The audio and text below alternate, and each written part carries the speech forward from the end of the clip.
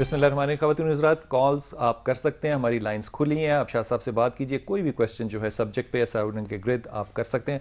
शाह साहब से बात हो रही थी ब्रेक पे जाने से पहले वसीले के मकाम पे। ये एक बहुत बड़ा चैप्टर है, लेकिन शाह साहब आपने एक लफ्ज़ इस्तेमाल किया खराफात, मज़ारों के हवाले से। ये खराफात को आप कैसे जुदा करेंगे जो खराफात नहीं हैं? जो खराफात हैं वो तो खराफात हैं, और जो दीन के मुताबिक हैं वो और इंसानी तकाज़ों के मुताबिक हैं, जो एक महज़्ज़ब माशरे के निशान हैं, वो खराफात में शुमार नहीं होते। मुझे यहाँ पे एक छोटा सा जो वाक़या जो है वो ज़हन में आएगा, और रवायत की सनद पे मैं बहस नहीं करूँगा। हज़रत शाह अब्दुल अज़ीज़ मुहद्दिस देलवी रहमतुल्लाह अलैह, आपको पता है जामिया रहीमिया सारा, आपका एक शागिर्द जो है वो ज़िद कर बैठा, मैं बिल्कुल थोड़े से वक्त कि फ़लाँ जगह पे दिल्ली से इतनी दूर वो एक छोटा सा पीर को छोटा बड़ा नहीं होता लेकिन मिजाज छोटा था, वो एक उर्स नहीं मेला लगता है, तो मैंने वहां पे जाना है। और शागिर्द वाज अ सीनियर मोस्ट, तो आप हिचकिचाते रहे, लेकिन वो प्यारा भी था, लाडला भी था, आपको इजाजत देनी पड़ी। जिस वक्त आप इजाजत दे रहे थे ना, तो हज़रत शाह अब्दुल अज़ीज़ मुहद्दिस देलवी रहमतुल्लाह अलैह ने एक रुक्का लिखा और अपने शागिर्द से कहने लगे कि ये जब उस जाओगे ना मेले पे, तो वो जो साहिब मिज़ार है उसकी कब्र की चादर के नीचे घुसा देना। अब शागिर्द जा रहा था, अभी मिज़ार से कोई 2 फरलांग दूर होगा कि एक कीकर के दरख्त के नीचे एक वो मलंग सा बिल्कुल जो है हुलिया बिगड़ा हुआ एक शख्स वो बैठा हुआ, सामने उसने मच जलाया हुआ, आग शाग जलाई हुई, ये उसके पास से गुजर रहा था। आगे सारी वो खराफात थी वो सारी, तो गुजरते हुए एकदम उस मलंग ने उसको आवाज़ दी, लड़के इधर आओ। वो लड़का करीब आया, मलंग ने कहा कि लाओ वो मौलवी ने क्या दिया है।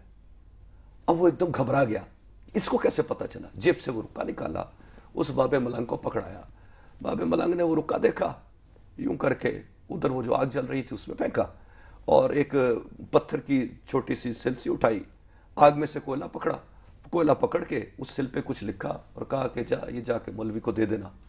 और लड़का तो वो मेला और मिज़ार की हाजिरी सब कुछ भूल गया, वापस आया, आके वो पत्थर की सिल शाह साहब के हुजूर पेश की। शाह साहब ने वो पत्थर की सिल देखी, पढ़ी, और आप मुस्कुराने लग गए, हंसने लग गए।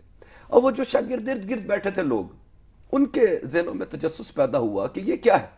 पूछा कि या हजरत ये क्या माजरा है, एक तो आपने इसको जाने दिया, फिर आपने जाते वक्त रुक्का पकड़ा दिया, कभी कब्र को भी रुक्का भेजा जाता है, और फिर एक पत्थर आया है और उसको देख के आप हंस रहे हैं।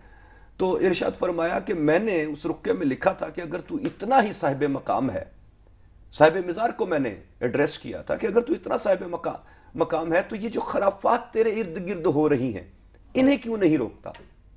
तो उसने जवाब में लिखा है कि तू अपने मदरसे का सबसे लायक एक शागिर्द को तो तू रोक नहीं सका, और मुझसे ये तकाजा करता है कि मैं इस मखलूक खुदा को रोकूं, और मैं तो खुद भी उधर नहीं बैठा हुआ, मैं तो बाहर आकर इस बात को मैं आपसे अभी कंटिन्यू करता हूँ। मेरा एक सवाल है आपसे, लेकिन पहले कॉल ले लें। सैयद मसूद साहब हैं लाहौर से। जी मसूद, अस्सलाम वालेकुम। जी अस्सलाम वालेकुम बिलाल साहब। मैंने ये पूछना था कि जब कुरान में ये दिया गया है कि मैं तुम्हारी शहरक से ज्यादा नजदीक हूँ, अल्लाह ताला ने ये कहा, और साथ ही हमारे ऑब्जर्वेशन में ये भी आता है कि हजरत अमीर हमजा की शहादत हुई हुजूर सल्लल्लाहु अलैहि वसल्लम प्रेजेंस में, उन्होंने तो किसी को कोई गद्दी नशीन नहीं बनाया, ना ही उन्होंने कब्र पे जाके फूल चढ़ाए। तो क्या वजह है कि हम गद्दी नशीन बनाते हैं और इसको इस तरह से फॉलो करते हैं और जाके मज़ारों। आप लाइन पे रहिएगा, आपसे बात करूं पहले मैं। मसूद, आपकी लाइन ड्रॉप हो गई। मसूद, पहली बात तो ये कि इस सवाल के जवाब के पहले आपने जाना है लाहौर, आपने वहाँ पे लिबर्टी में एक डब्बा कम से कम देना है। अगर आप 100 डब्बे देंगे तो हमें बहुत ज़्यादा खुशी होगी। और शाह साहब पे जवाब लेते हैं, और थोड़ी सी इसमें मैं आपके साथ भी इंटरफेरेंस करूँगा। जी शाह साहब। जी, इसमें सबसे पहले केयर टेकर तो जो हैं, मैं ये कहूँगा कि खिलाफत राशिदा में जो खुलफा आए वो कब्र रसूल के केयर टेकर थे। काबे के घर के केयर टेकर जो है उस्मान बिन अबी तलहा का ख़ानदान अभी तक आज तक चलता आ रहा है।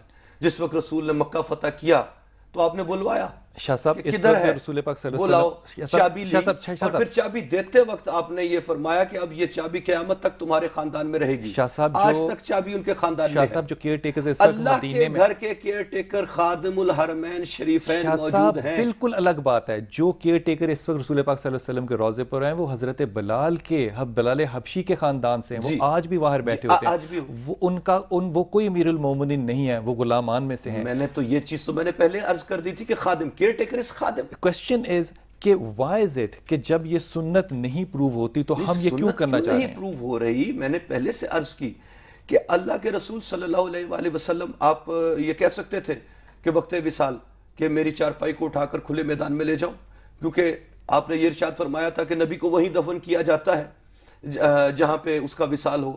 آپ نے حجرہ جناب عائشہ صدیقہ ام المومنین عائشہ صدیقہ رضی اللہ تعالیٰ عنہ میں آپ نے وصال فرمایا، جہاں پہ پہلے سے ایک عمارت بنی ہوئی تھی. اور جب عمارت موجود ہو تو بلال صاحب آپ مجھے خود آپ انصاف سے بتائیں کہ کیا عمارت کی صفائی کی ضرورت پڑتی ہے کہ نہیں پڑتی؟ جب عمارت موجود ہو، دروازہ لگا ہو، جب دروازہ لگا ہو تو کیا اس کو تالا لگانا، اس کو کھولنا؟ لوگ آتے تھے، صلاۃ و سلام پڑھتے تھے. تو وہ جو خلافت راشدہ میں جو خلفاء تھے، جتنی دیر ام المومنین زندہ رہیں، میں یہ کہوں گا کہ وہ اس کی کیئر ٹیکر تھیں. پھر اس کے بعد بالترتیب جو ہے خلفاء جو ہیں وہ بھی اس کے ساتھ ساتھ اس انتظام میں ام المومنین کے ساتھ شامل تھے. ایسا کیوں ہوا کہ حضرت عمر فاروق رضی اللہ تعالیٰ عنہ نے جس وقت آپ کا وقت آخر آیا تو آپ نے ام المومنین کے پاس قاصد بھیجا کہ عمر کو اجازت درکار ہے، آپ کا حجرہ ہے اس میں دفن ہونے کی؟ آپ نے اپنا بیٹا بھیجا؟ جی آپ نے اپنا بیٹا بھیجا؟ جی بالکل. تو آپ نے کیوں اجازت مانگی؟ اس کا مطلب ہے کہ ام المومنین کے پاس کچھ رائٹ تھا، اس ایک احاطے کا، اس کا ایک رائٹ تھا ام المومنین کے پاس. تو یہ کہنا تو سراسر ناانصافی ہوگی کہ ہمیں سنت سے اس کا ثبوت نہیں مل رہا، جبکہ ہمیں سنت صحابہ، اور ایسی سنت صحابہ ہے یہ کہ جس پہ تمام اصحاب رسول جو ہے وہ مکمل طور پر متفق تھے کہ رسول کو وہی دفن کرو جہاں پہ عمارت بنی ہے، اور پھر اس عمارت کا انتظام بھی کرنا ہے، اس کی صفائی بھی کرنی ہے، اسے خوشبودار بھی رکھنا ہے. جنت البقیع کو کیسے ڈیفینڈ کریں گے آپ؟ دیکھیں جنت البقیع میں جب تک جنت البقیع کو جب تک گرایا نہیں گیا تھا وہاں پہ مزارات موجود تھے. یہ تاریخیں اس بات پر شاہد ہیں. یہ بہت لمبا ٹاپک ہے، یہ پھر اس میں بہت سے ایسی باتیں کھلتی ہیں جو پھر اور ہو جاتی ہیں. پھر ہمارے جو ہیں بہت سے ہماری سیاسی مسلطیں بھی ہیں. ٹھیک ہے، اچھا جی شاہ صاحب اس بات پر آ جائیں، اس بات کو ہم یہیں پہ پاک کر دیتے ہیں، اس آرگومنٹ کو پارکنگ دے دیتے ہیں. یہ جو پیر کا ساتھ، اس کو اگر میں آپ کی اجازت سے لفظ استعمال کروں، پیر پرستی جو ہے یہ منسوب ہے ایک تعویذ کے ساتھ. اگر تعویذ نہیں ہوگا پیچھے، چاہے وہ 2 4 10 پیچھے نسلیں ہو، تعویذ نہیں ہوگا تو پیر بھی نہیں ہوگا. یہ ویسے مجھے بھی فینومینا سمجھ میں نہیں آتا، یہ میری سمجھ میں یہ سر شاہ صاحب قبر کو کیش بستامی رحمۃ اللہ علیہ کے پاس ایک شخص آیا بڑی دور سے آپ کا سنا کر، اور آپ کے پاس قیام کی اجازت مانگی، آپ نے رکھ لیا. 1 مہینے رہا، 2 مہینے رہا، بڑی لمبی ہے وہ. آخر وہ 2 3 مہینے کے بعد جانے لگا، آپ سے اجازت طلب کی. آپ نے کہا ہاں بھائی کوئی شکایت؟ یا کہتا جی میں تو آپ کی شہرت سن کے تو آپ کا مرید ہونے آیا تھا. آپ نے کوئی ایسی بات نہیں بتائی، اس لیے لیکن میں نے کچھ دیکھا نہیں. تو آپ نے کیا ارشاد فرمایا کہ کیا تم نے یہاں پہ کوئی خلاف سنت خلاف شرع کام دیکھا؟ بالکل ٹھیک ہے. کہنے لگا نہیں. تو آپ نے کہا اس سے بڑی کرامت اور کیا ہوگی؟ بالکل ٹھیک. کانسیپٹ تو یہ تھا پیری کا جو اب تعویذ گنڈوں کے اس میں رہ گیا. اب تو بورڈ لگے ہیں عاملوں کے اور لوگ انہیں پیر سمجھتے ہیں. یہ لوگوں کا شعور ہے. میں بات اس لیے دوں گا یہ عوام الناس کہ شعور ہے کہ وہ صرف جو عامل ہیں الٹے سیدھے عملیات کرنے والے عوام الناس انہیں پیر سمجھتی ہے. سر لیکن یہ پیر کو کیش کر رہے ہیں نا سر، پتا رہا کہ اسپرچولیٹی کیا ہے، روحانیت کیا ہے. جس بھی جگہ پہ کوئی پیر بیٹھا ہے وہ پبلک ایموشن اور مائنڈ سیٹ کو ہی کیش کر رہا ہے نا، اور کیا کر رہا ہے. بلال صاحب میں آپ کو یہ کہہ دوں نا کہ اوہ آپ پر جادو ہوا ہے بڑا زبردست، اور آپ کے گھر کے تو چاروں طرف ہزارہ جو جنات ہیں شیاطین کے انہوں نے پہرے دے رکھے ہیں، اور آپ پہ یہ جادو ہے، یہ وہ جادو ہے، تو آپ نفسیاتی طور پر جو ہے نا وہ فوری طور پر آپ میری طرف جو ہے رجحان کر جائیں گے. سر ایک قطرہ بھی نہیں، ایک قطرہ بھی نہیں، unless ایک سیکنڈ دیجئے یہ پڑھا لکھا آدمی ہوگا جو کہے گا کہ نہیں. سر بالکل نہیں سر، this is something absolutely absurd. یہ تب ہوگا جب میں اپنی سائیکالوجی کو سرنڈر کروں گا آپ کے پاس. میں کیوں سرنڈر کروں گا سر؟ یہ انسٹیٹیوشن جو ہے لوگوں کے خوف پہ بکتا ہے سر. نہیں دیکھیں یہ جس وقت ہم دیکھتے ہیں نا، میں جانتا ہوں لوگ آتے ہیں کہتے ہیں جی 5 نمازیں بھی پڑھتے ہیں، روزے بھی رکھتے ہیں، پھر بھی ہمارے کام ٹھیک نہیں ہوتے. بھائی اللہ کے بندو 5 نمازیں پڑھتے ہو، اللہ پہ احسان نہیں کرتے، تم پہ فرض ہیں. درست بات. روزے رکھتے ہو، اللہ پہ احسان نہیں کرتے، تم پہ فرض ہیں. باقی یہ تلک الایام نداولها بین الناس، یہ زمانے کی گردشیں ہیں، کبھی بہتری آتی ہے. یہ ان مع العسر یسرا، تنگی کے ساتھ آسانی ہے. تو ویسے تو یہ بھی ہے کہ آپ کے پاس 100 مریض آیا ہے.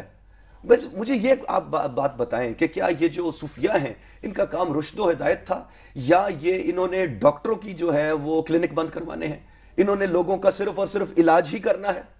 کیا صوفیہ جو ہیں وہ فیزیبلٹی رپورٹس بنانے والے ادارے بن گئے ہیں کہ انہوں نے لوگوں کے صرف کاروبار ٹھیک کرنے ہیں؟ دیٹ از ناٹ تصوف کہ کاروبار نہیں چل رہا کسی صوفی کے پاس جاؤ، بیماری ٹھیک نہیں ہو رہی کسی، یہ ہتھیار ہیں.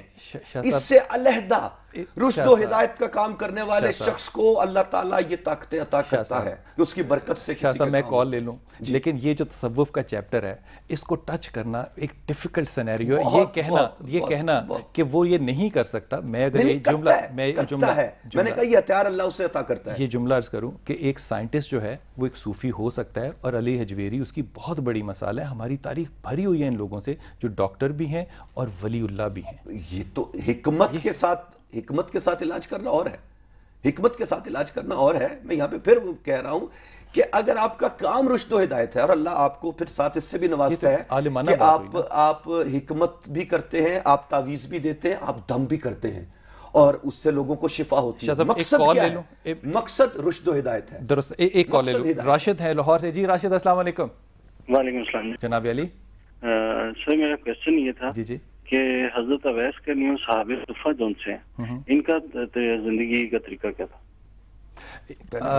ان کا جو طریقہ کار تھا نا راشد، وہ تذکرۃ الاولیاء میں اگر آپ دیکھو تو بہت ہی زیادہ تفصیل کے ساتھ حضرت عمر کا اور حضرت علی کا جو جانا تھا اور جبہ لے کے رسول پاک صلی اللہ علیہ وسلم کا اویس کرنی تک، اور ان کو یہ کہنا کہ رسول پاک صلی اللہ علیہ وسلم نے فرمایا کہ ان کے لیے دعا کریں، اور پھر حضرت اویس کرنی کا حضرت عمر کو یہ مشورہ دینا کہ تمہیں خدا کے علاوہ اور کوئی نہ جانے، اس طرح زندگی گزارو.